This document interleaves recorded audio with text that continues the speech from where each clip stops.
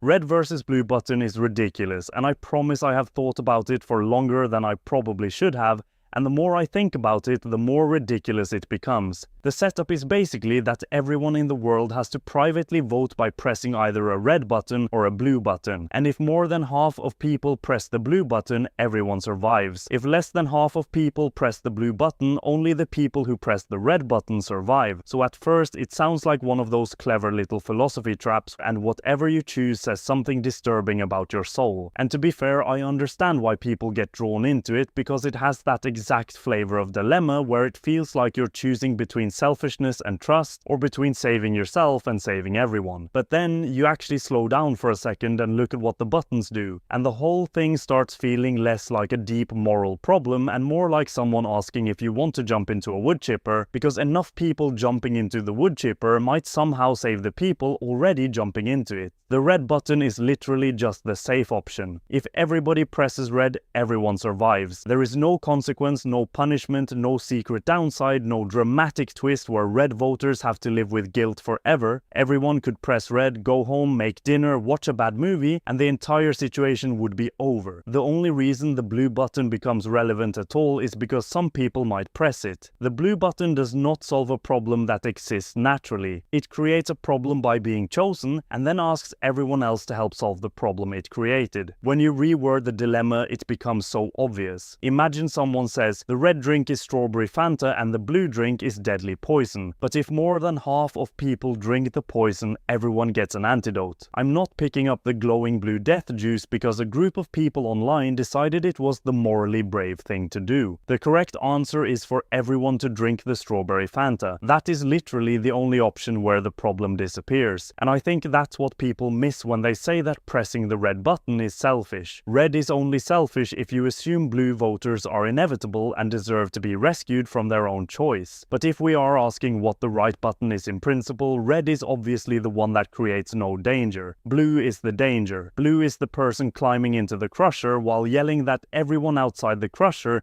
is failing them morally by not joining. And I know that sounds a bit harsh because there is a genuine argument for blue, which is that people will choose blue no matter what, and if enough people don't join them, those people die. The difference is that blue adds a failure condition where blue voters die if they don't reach the threshold. So blue is basically like saying, I will enter a deadly gamble, but if enough other people also enter, the gamble gets cancelled. That is not a better strategy, and when you word it like that, it doesn't even sound heroic anymore. And this is where I feel like people get distracted by the drama of the 50% line. The 50% line makes it feel like a collective action problem, and collective action problems usually have this sense that everyone needs to cooperate for the good outcome. But in normal collective action problems, there is usually some reason that cooperation is necessary. Like if everyone pollutes, the environment gets worse, so people need to cooperate by not polluting. Or if everyone refuses to pay taxes, the public systems break, so people need to cooperate by contributing. But in this button situation, the collective good is achieved perfectly by everyone choosing red. There is no resource to protect, no sacrifice required, no coordination needed beyond don't jump in the meat grinder. That being said, I don't want to pretend the blue argument is completely nonsense, because the realistic part of the dilemma is not the buttons themselves, it's the people. If you could somehow guarantee that everyone understood the situation and everyone would make the sensible choice, red would be boringly obvious. But you can't guarantee that. People are weird. People misunderstand things, panic, overthink, moralize, follow crowds, try to be heroic, try to be different, get suspicious of the obvious answer, and sometimes just press buttons because the button is blue and they like blue. And once you accept that a bunch of people are going to press blue no matter what, the problem changes. If enough people are going to enter the death gamble, should you enter it too in order to help them survive? That is the only serious case for blue, at least to me.